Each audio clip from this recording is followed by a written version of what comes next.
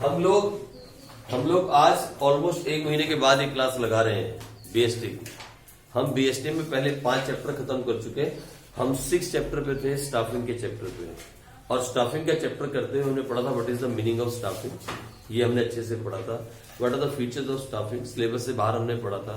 What is the importance of staffing, ये भी हमने अच्छे से पढ़ा था। और फिर हमने पढ़ा था what is the process of staffing.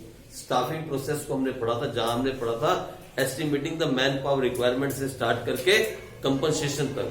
वो सारा प्रोसेस क्या था? It was complete staffing process. ये पूरा का प्रोग्राम प्रोसेस क्या था? Staffing process. हमने स्टाफिंग प्रोसेस को अच्छे से पढ़ा। और स्टाफिंग प्रोसेस के अंदर भी अलग अलग प्रोसेस थे। जैसे पहला क्या था? Estimating of man power requirement. दूसरा क्या था? रिक्रूटमेंट। रिक्रूटमेंट के अंदर भी एक प्रोसेस है, रिक्रूटमेंट प्रोसेस, जिसको हम डिटेल में पढ़ेंगे। फिर उसके बाद क्या था? सिलेक्शन। और सिलेक्शन के अंदर भी एक प्रोसेस है। और उसके बाद क्या था? Placement and orientation. उसके बाद ट्रेनिंग एंड डेवलपमेंट। उसके बाद बोलो ना, ट्रेनिंग। उसके बाद क्या होता है? परफॉर्मेंस। उसके बाद प्रमोशन। उसके बाद कंपनसेशन। ठीक है जी, ये पूरा प्रोसेस है। It's a process of staffing. और इसी प्रोसेस को डिटेल में पढ़ते हुए हमने खत्म किया सबसे पहला estimation of man power requirement. हमने कहा एस्टिमेशन करने के 2 तरीके थे, वर्कलोड एंड वर्कफोर्स, वो पढ़ लिया। फिर हम आ गए सेकंड प्रोसेस में, रिक्रूटमेंट। हमने कहा रिक्रूटमेंट का मतलब है attracting more and more people towards the job, job apply करने के लिए। उसे क्या बोलते हैं? रिक्रूटमेंट। उसके प्रोसेस को हमने कहा ये 2 तरीके से होती है, इंटरनल रिक्रूटमेंट और एक्सटर्नल रिक्रूटमेंट। लेकिन उसका डिटेल हमने नहीं पढ़ा, हम आगे पढ़ेंगे। फिर हम चले गए सिलेक्शन की तरफ। सिलेक्शन होती है रिक्रूटमेंट के बाद। और सिलेक्शन के अंदर हमने कहा पहले 5 तरह के टेस्ट देने पड़ते हैं। उसके बाद क्या होता है? इंटरव्यू होता है। उसके बाद क्या होता है? जल्दी से, इंटरव्यू के बाद क्या होता है? Reference and background check. Reference और बैकग्राउंड को चेक किया जाता है। उसके बाद क्या होता है? मेडिकल एग्जामिनेशन होता है। उसके बाद क्या होता है? Selection decision. आप सिलेक्शन डिसीजन होता है। ठीक है, आपको सिलेक्ट कर लिया गया, आप मेडिकली भी फिट हो, आपके एग्जाम भी सारे पास हो गए, इंटरव्यू भी पास हो गया, नाउ यू आर सिलेक्टेड। और उसके बाद क्या होता है? जब एक बार सिलेक्ट हो जाओ तो फिर आपको जॉब ऑफर दिया जाता है। जॉब ऑफर अगर आप एक्सेप्ट करते हो तो फिर क्या साइन किया जाता है? कॉन्ट्रैक्ट। फिर कॉन्ट्रैक्ट साइन किया जाता है। ठीक है जी, सीधा कॉन्ट्रैक्ट साइन नहीं होता, पहले आपको जॉब ऑफर दिया जाता है और फिर हम करते हैं, साइन करते हैं कॉन्ट्रैक्ट को। बस यहीं पे हमने छोड़ा था स्टाफिंग के चैप्टर। और लास्ट टॉपिक में थे हम स्टाफिंग के अंदर, स्टाफिंग प्रोसेस के अंदर सिलेक्शन प्रोसेस के लास्ट पॉइंट पे थे, हम इस तरीके से कह सकते हैं। ठीक है जी, आ जाओ तो लिखो लास्ट पॉइंट क्या था? Contract of employment. लिखो जल्दी से। After the job offer has been made, after the job offer has been made and candidate accept the offer,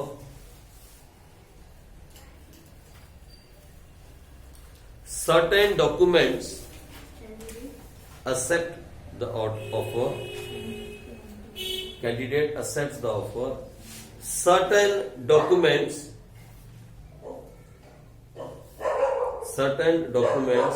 need to be executed, needs to be executed by the employer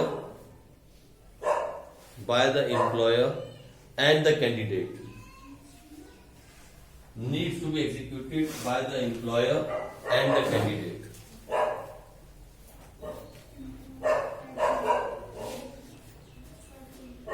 ठीक है जी। One such document is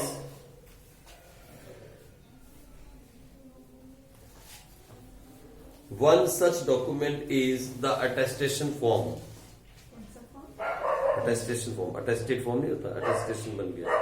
One such document is the attestation form, जहाँ दोनों ATTESTATION, attestation form। ये एक form होता है जिसके अंदर कैंडिडेट के बारे में सारी डिटेल होती है और जिसके अंदर एम्प्लॉय के बारे में, एम्प्लॉयर के बारे में सारी डिटेल होती है, कंपनी के बारे में सारी डिटेल और जो काम करने वाला उसकी detail, and they both sign on it.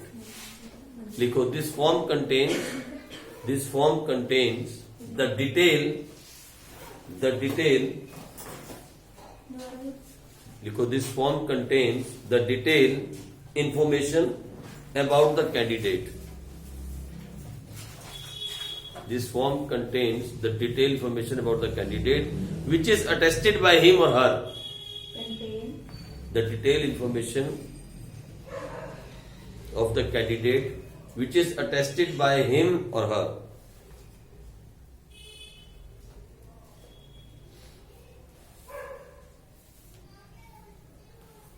Then, after that, the contract of employment Yes. which is attested by him or her. Attested. Attested खुद अटेस्ट करेगा ना, अटेस्टेड फॉर्म है, वो खुद अटेस्ट करेगा. Then after that, the contract of employment is prepared. Then after that, the contract of employment is prepared. ओए बातें बंद कर, बातें कितनी स्पेशल उठ के गई वहां. नहीं नहीं. Then after that, the contract of employment is prepared. ठीक है जी. चलो, ये था हमारा कौन सा प्रोसेस? स्टाफिंग के प्रोसेस के अंदर प्रोसेस नंबर 3. स्टाफिंग का पूरा प्रोसेस. हेलो, बात दिमाग से बाहर आओ, इधर बाहर आओ, इस टाइम रुक जाओ. पहले बीएसटी नहीं पड़ी 1 महीने से. स्टाफिंग के प्रोसेस में तीसरा प्रोसेस था. पहला क्या था? Estimating man power requirement. दूसरा क्या था? तीसरा. Selection. अब चौथा क्या है? Placement and Placement. ओरिएंटेशन. यानी जब आप जॉब के लिए अप्लाई करते हो उसे बोलते हैं रिक्रूटमेंट. फिर आप सारे के सारे टेस्ट पास करते हो, इंटरव्यू पास करते हो, मेडिकल पास करते हो, बैकग्राउंड भी चेक होता है, सब कुछ हो जाता है. फिर हो जाती है आपकी सिलेक्शन. क्या मिल जाता है आपको? एम्प्लॉय का contract letter, employment of contract. हो गया ना, हो गया खत्म, सब कुछ आ गया आपके हाथ में. अब क्या होता है? अब ये नहीं कि आपका इंटरव्यू अगर दिल्ली में हो तो दिल्ली में ही जॉब मिलेगी. अब कंपनी क्या करती है आपके साथ? प्लेसमेंट. कंपनी बोलती है सुनो, आपको सिलेक्ट कर लिया गया, यू आर बीन सिलेक्टेड, लेकिन हमारा ऑफिस कहाँ पे है? शिमला में. वहां पे जाके काम करना है, तो you have to go and work there, and that is called placement. आपको एक डेट दी जाती है, डेट ऑफ ज्वाइनिंग. क्या कहा जाता है? हम आपको 4 दिन के बाद ये डेट ऑफ ज्वाइनिंग दे रहे हैं, इस तारीख को यहाँ पे रिपोर्ट करो. आपको हमारा ये आदमी मिलेगा, वो आपको डिटेल में समझा देगा और स्टाफ से मिला देगा. उसे बोलते हैं ओरिएंटेशन. ये 2 अलग अलग काम है, प्लेसमेंट एंड ओरिएंटेशन. प्लेसमेंट का मतलब कहां जाके काम करना है. ओरिएंटेशन का मतलब लोगों से मिलाना. कौन से लोगों से? जो आप पहले से काम कर रहे हैं. एक आदमी आएगा, वो आपको साथ लेके जाएगा, ये हमारे नए अकाउंटेंट इनसे मिलो, ये हमारे नए अकाउंटेंट इनसे मिलो, वो सबसे आपको मिलवा देगा. या फिर गेट टुगेदर हो जाएगी. आजकल क्या होता है? आजकल गेट टुगेदर हो जाती है, चाय की पार्टी, छोटी सी गेट टुगेदर. उसमें सारे बड़े बड़े जितने भी एचओडी सब आ जाएंगे, आपको बिठा दिया जाएगा, एक इंट्रोडक्शन हो जाएगी, 5 मिनट के अंदर खत्म हो जाएगा. पहले क्या होता था कि एक आदमी आपको लेके जाएगा हर डिपार्टमेंट के अंदर, उसे कहते थे ओरिएंटेशन. हाँ, पहले कैसा होता था? मैं भी जब जॉब पे लगा था तो हमारे को लेके गए थे. हाँ जी, ये हमारे नए अकाउंटेंट आए, इनसे मिलो, रंजीत सिंह. हाँ जी, ये हमारे कैशियर हैं, हाथ मिला लो. ये हमारे जीएम से हाथ मिला लो. ये ऐसे सबसे मिलवाया था. लेकिन जब मैं अगली कंपनी में गया तो फिर ऐसा हुआ, एक गेट टुगेदर हो गई बोर्ड रूम मीटिंग के अंदर, और सबको बुला लिया गया और बस इंट्रोड्यूस करवा दिया. तो उसमें सब एक दूसरे को पहचान लेते हैं कि ये नया आदमी आया है कंपनी में. That is called orientation. लेकिन प्लेसमेंट का मतलब जहां पे जॉब है वहां पे आपको भेज दिया जाएगा. ठीक है जी. जैसे आर्मी में आप कहीं पे सिलेक्ट होते हो, कहीं पे काम करते हो, क्या होती है? प्लेसमेंट कहीं और है, सिलेक्शन कहीं और है. तो ये है प्लेसमेंट एंड ओरिएंटेशन. लिखो इसके अंदर क्या आएगा जल्दी से.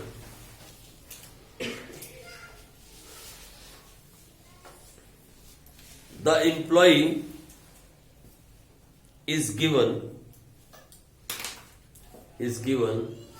a brief presentation about the company. Brief presentation about the company, and is introduced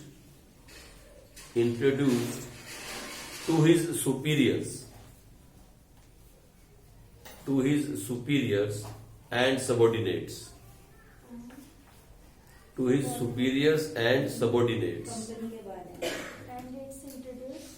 And is introduced to his superiors and his subordinates. Placement means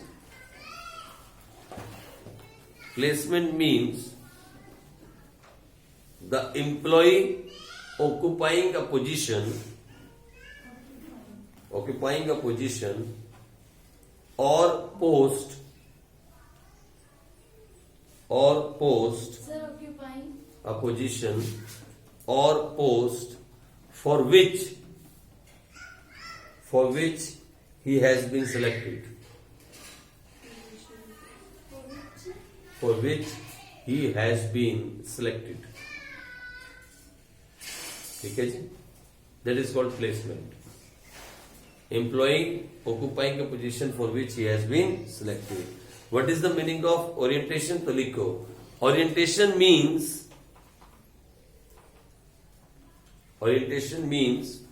introducing the selected employee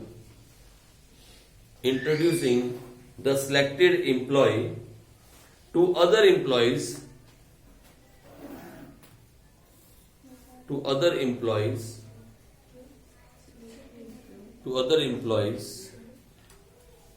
and his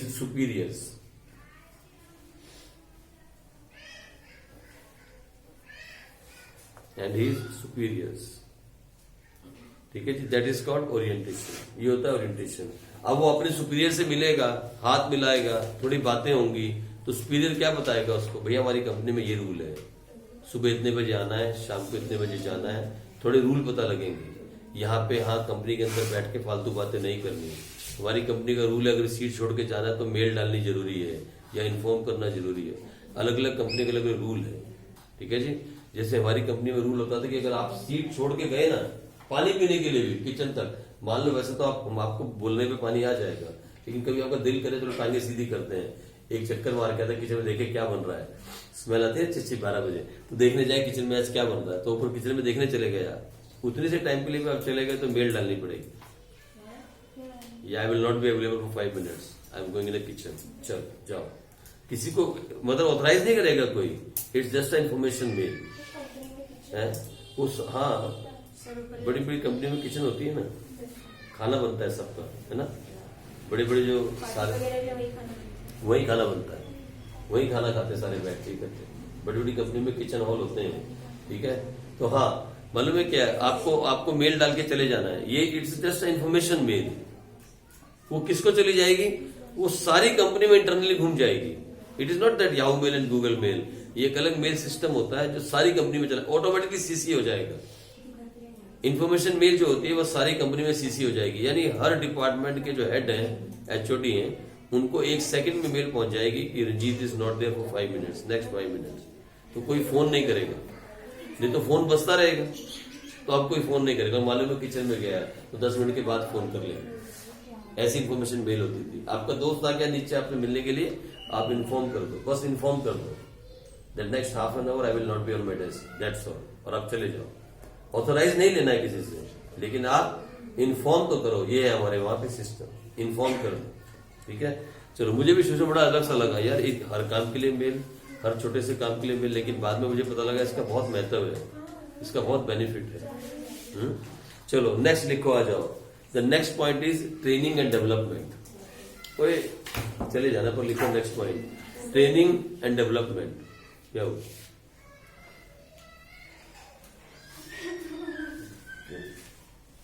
एक और लिखो training and development. जल्दी से लिखो training and development. अगला process क्या है जी हमारे पास, ट्रेनिंग एंड डेवलपमेंट. अब देखो मेरी बात सुनो, ये एक बड़ा इंपॉर्टेंट पॉइंट है. इसमें से केस स्टडी आती है, ट्रेनिंग एंड डेवलपमेंट में से केस स्टडी आती है. आपने आदमी को सिलेक्ट कर दिया, उसको पहले से काम आता है, उसके बाद आपने उसका प्लेसमेंट भी करवा दिया, जाओ शिमला ऑफिस में चले जाओ, ओरिएंटेशन भी हो गया, लोगों से मिलना भी हो गया, उसको रूल्स भी बता दिए कंपनी के क्या रूल्स हैं. लेकिन अब हर एम्प्लॉय काम सीख के आया है, कोई भी बिना सीखे आएगा सिलेक्ट ही नहीं होगा. इतने टेस्ट आपने लिए तो फिर ट्रेनिंग की क्या जरूरत है. लेकिन जो सिस्टम हमारी वहां कंपनी में काम करने का है, बेसिकली किन लेवल्स के लिए होता है, नीचे वाले लेवल के लिए. जो सिस्टम हमारे यहाँ कंपनी में काम करने का है उसकी ट्रेनिंग देनी पड़ेगी. अब ट्रेनिंग करने के 2 तरीके हैं. ट्रेनिंग दो तरह से हो सकती है। एक तो वो काम करते करते सीख जाए और कोई उसको गाइड कर दे, और दूसरा शाम को अलग से उसकी क्लासेस लगा दी जाए। जैसे मान लो एक बहुत अच्छा अकाउंटेंट है, बहुत अच्छे से पढ़ाई करके आया, पूरी सीए की नॉलेज सब कुछ लेके आया, अच्छे मार्क्स भी आ गए और कंपनी में बड़ी पोस्ट पे जॉब मिल गई, लेकिन कोई नया सॉफ्टवेयर आ गया, कोई नया सॉफ्टवेयर मार्केट में लॉन्च हुआ जो कंपनी ने भी इंस्टॉल करवा लिया भाई। अब वो आदमी वहां पे गया, उसको उस सॉफ्टवेयर में नहीं मालूम है। आप वर्मा जी थोड़ी सारा कुछ मालूम होगा, कुछ बातें नहीं भी मालूम होगी। अब आपने कहा जी मैं बिल्कुल सही है, मेरा अकाउंट बिल्कुल ठीक है, आपने सारे टेस्ट पास कर दिए, लेकिन अकाउंटिंग सॉफ्टवेयर जो कंपनी यूज कर रही है उसमें आपने काम नहीं किया, तो क्या करना पड़ेगा आपको? ट्रेनिंग देनी पड़ेगी ना। Company has to give you what? Training. और ट्रेनिंग कैसे हो सकती है? दो तरह से। एक तो आपके साथ वाली सीट पे कोई बैठ जाए जिसको वो सॉफ्टवेयर आता है और आपको बोले ऐसे एंट्री पंच करनी है या ऐसे आपको जो भी चाहिए दिख जाएगा, that is called on the job training. या फिर दूसरा तरीका क्या है, आपसे कहा जाए कि जब ऑफिस खत्म हो जाएगा तो 1 घंटे के लिए आप आ जाना, हम आपको ये सॉफ्टवेयर सिखा देंगे, उसे क्या बोलते हैं? Of the job training. दो तरह से हो गई। एक तो ऑन दी जॉब, जॉब करते हुए कोई आपको सिखाए, ऑन दी जॉब, जॉब के ऊपर ही ट्रेनिंग, और दूसरी ऑफ दी जॉब, मतलब जॉब खत्म करके 5 बजे घर नहीं जाना, आप 5 से 6 बजे तक बोर्ड रूम में आ जाना, वहां पे कोई आदमी आपको बैठ के इस सॉफ्टवेयर को सिखा देगा, that is called of the job training. और खासकर ट्रेनिंग किनको दी जाती है? दोस्त यार वर्कर लेवल्स, उनको ट्रेनिंग दी जाती है। कभी कभी तो नया वर्कर आ जाता है और सुपरवाइजर डंडे मार मार के वही काम करते करते उसको सिखा देता है, और कभी कभी काम इतना क्रिटिकल होता है कि उसको अलग से सिखाना जरूरी है, उसे कहते हैं ऑफ द जॉब ट्रेनिंग। ठीक है जी। अब ऑन द जॉब ट्रेनिंग के भी मेथड्स हैं और ऑफ द जॉब ट्रेनिंग के भी डिफरेंट मेथड्स हैं, तो ये थोड़ा डिटेल का टॉपिक है। तो लिखो पहले what is the meaning of training and development, जल्दी से। Training refers to the process, training refers to the process by which the attitudes, skills,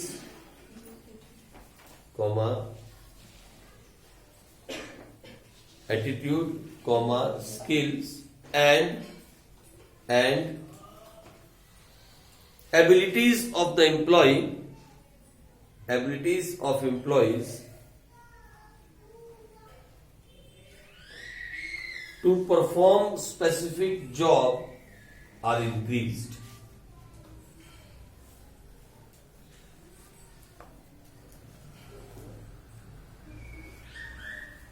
To perform specific jobs are increased. 3 चीजें बढ़ाई जाती हैं ट्रेनिंग के अंदर। क्या? नंबर 1 सबसे पहला एटीट्यूड, देख लो एटीट्यूड भी बताया था कि काम करने के प्रति आपका व्यवहार। दूसरा आपके स्किल्स, और तीसरा इन 3 चीजों को पॉलिश किया जाता है ट्रेनिंग के अंदर। किसी भी एक काम को करने के लिए इन 3 चीजों को पॉलिश करके उसको बढ़ाया जाता है, इंक्रीज किया, दैट इज कॉल्ड ट्रेनिंग। ठीक है, आगे लिखो, इसी में आगे लिखो, it is a process of learning new skills. बहुत बड़ा डिफरेंस आता है हमेशा। What is the difference between training and development? It is the process of learning है ना, अभी ट्रेनिंग में ही हूं। It is a process of learning new skills.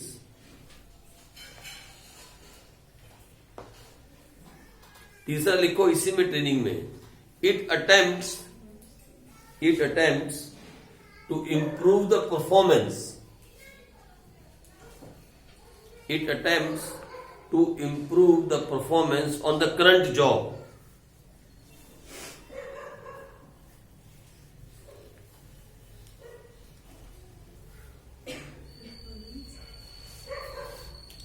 ठीक है जी, ऑफ द करंट जॉब, जिस काम पे भी आप हो उसी में कुछ नया सीखना, दैट इज कॉल्ड ट्रेनिंग। ठीक है, आपकी एबिलिटी को बढ़ाना, दैट इज कॉल्ड ट्रेनिंग। आपके एटीट्यूड को चेंज करना, दैट इज कॉल्ड ट्रेनिंग। आपकी कैपेसिटी को बढ़ाना, दैट इज कॉल्ड ट्रेनिंग। लेकिन डेवलपमेंट ट्रेनिंग से डिफरेंट है। There is a difference between training and development. तो लिखो what is the meaning of development, जल्दी से लिखो। Development means the learning opportunities. क्या टाइम था बच्चों? Development means the learning opportunities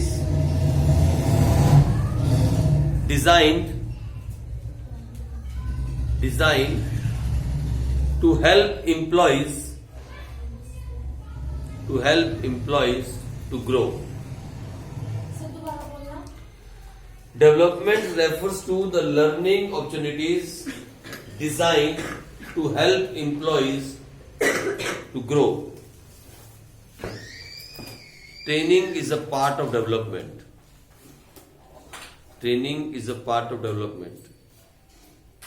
अब मैं आपको छोटा सा एग्जांपल देता हूँ. ये समझ में तो नहीं आया, मैं जानता हूँ, लेकिन मैं आपको छोटा सा एग्जांपल देता हूँ, समझ में आएगी बात. देखो क्या होता है, सुनो इधर.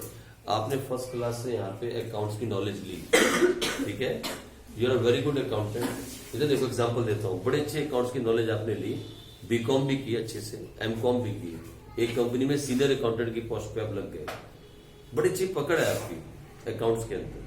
लेकिन कुछ प्रॉब्लम्स ऐसी थी घर में या आपके दिमाग में, कुछ भी हो सकती है उस टाइम पे यंग एज में, कि आपने सीए की पढ़ाई नहीं की. फाइन.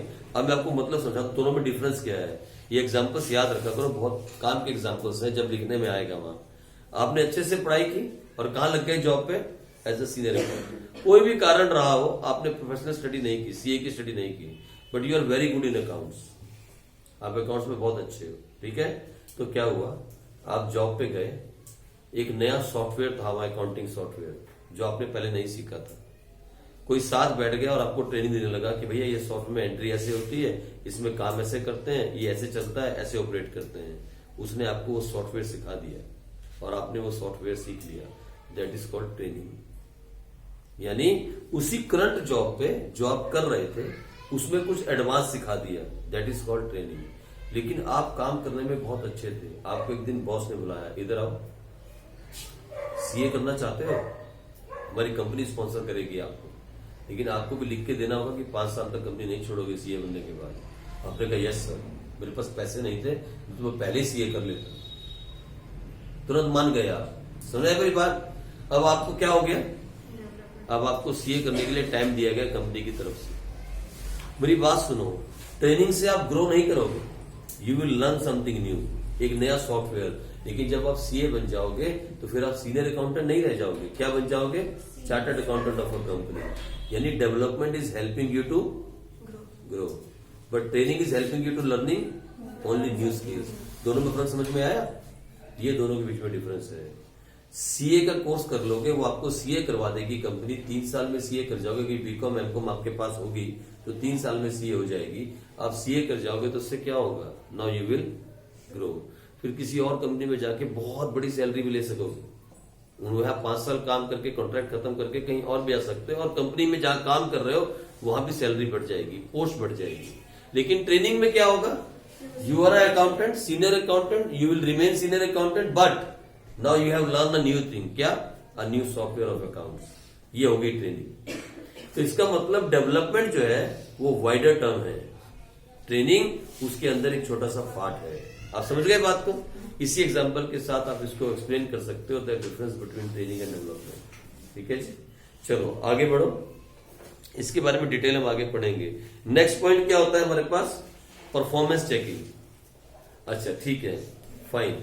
यहां से परफॉर्मेंस चेकिंग से हम कल पढ़ेंगे. ठीक है जी. चलो